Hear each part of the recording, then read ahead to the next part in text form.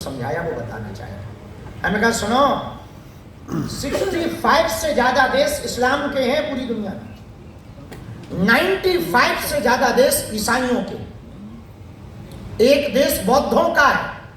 1947 में भारत का बंटवारा इस बात से हुआ, हिंदुस्तान से पाकिस्तान का टुकड़ा इसलिए बना कि एक विशेष मजहब के लोगों ने मांग की कि हम हिंदुओं के साथ नहीं रह सकते, तो उन्होंने अलग भाग अपना मांगा, अलग हिस्सा अपना मांगा और 1947 में भारत का एक टुकड़ा कट गया और नाम पाकिस्तान हो गया।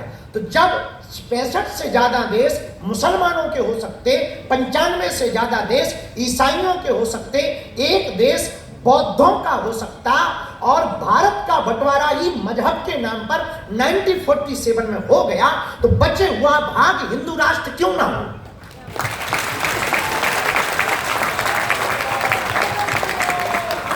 दूसरी बात, हम भारत के हिंदू राष्ट्र में मुसलमानों को भगाना नहीं चाहते। दुबई में सब रहते हैं तो तुम भारत में रहो, पर कायदे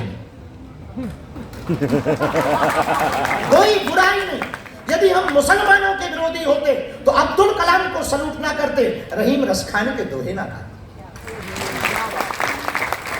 हम इस्लाम के विरोधी नहीं, हम ईसाइयत के विरोधी नहीं, हम किसी के विरोधी नहीं है।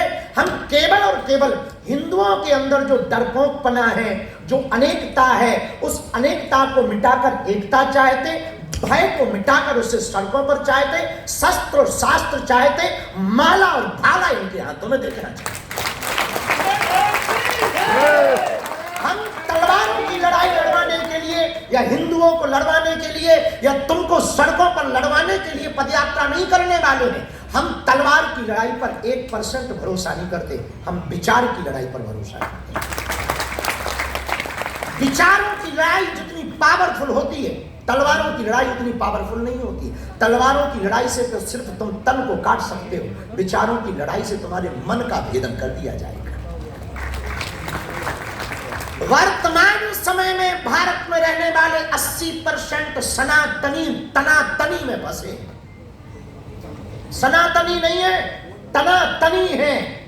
या तो कास्टवाद के नाम पर जी रहे, या क्षेत्रवाद के नाम पर जी रहे, या भाषावाद के नाम पर जी रहे। हम ये गुनाह यदि कर रहे हैं तो ऐसा गुनाह हम हर बार करेंगे। हम इस देश में कास्टवाद नहीं, राष्ट्रवाद चाहेंगे।